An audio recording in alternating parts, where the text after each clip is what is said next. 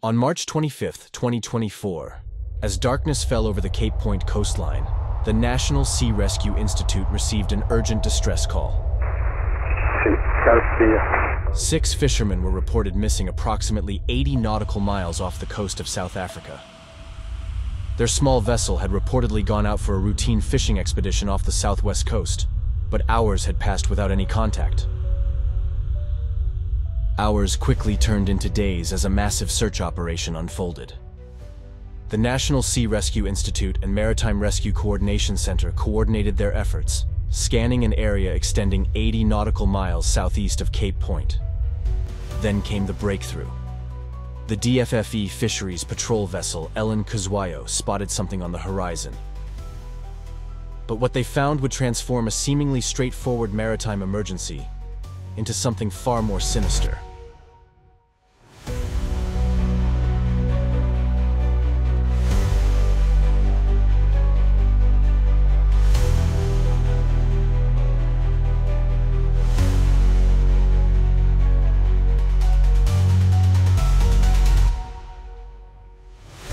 Cape Town, South Africa, often called the Mother City, is renowned for its breathtaking beauty, but also its formidable and dramatic coastline.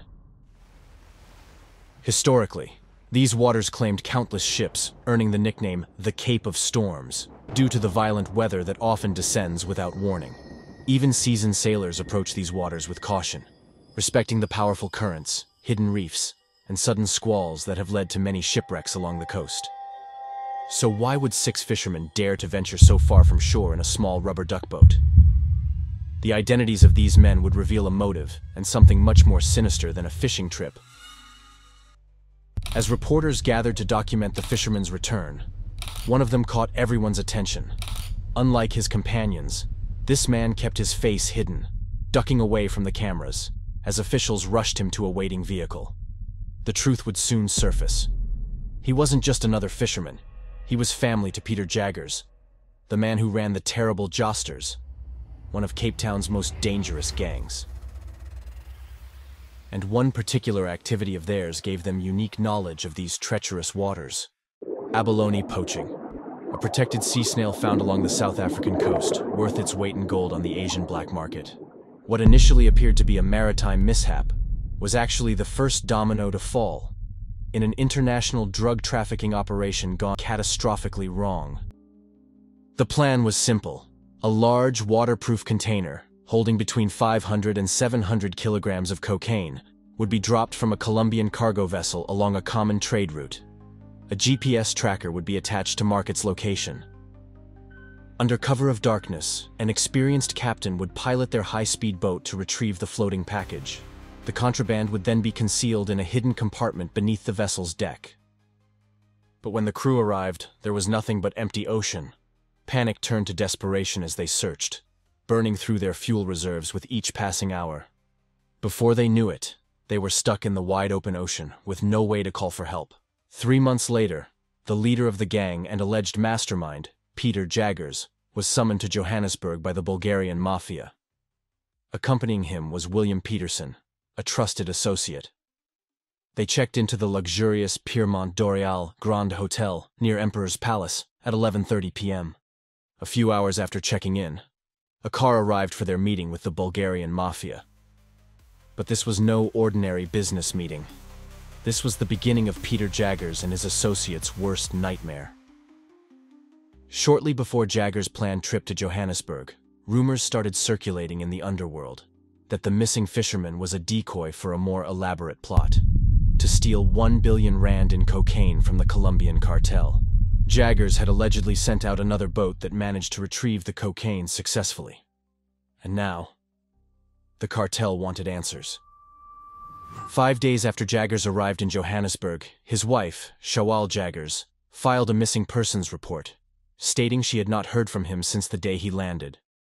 Hours after filing the report, she received a chilling message from an unknown number.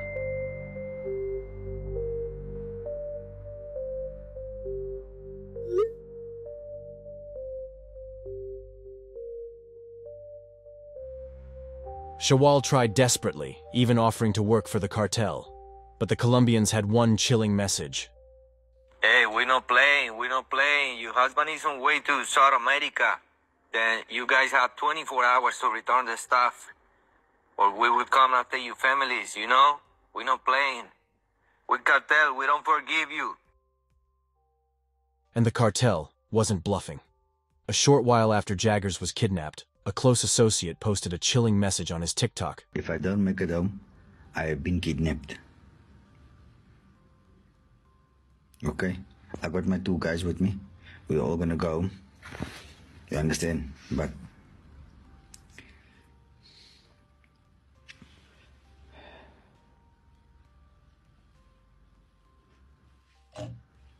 I can't give you much information, but just remember, I'm sure I'll make it home tomorrow. And when I do go home, I can't go home to my families. So if you motherfuckers are watching, I will not go home to my families.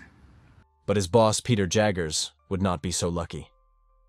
On October 11th, 2024, in a remote farming town situated about 120 kilometers south of Johannesburg, at approximately 2:15 in the afternoon, Orangeville police received an urgent report.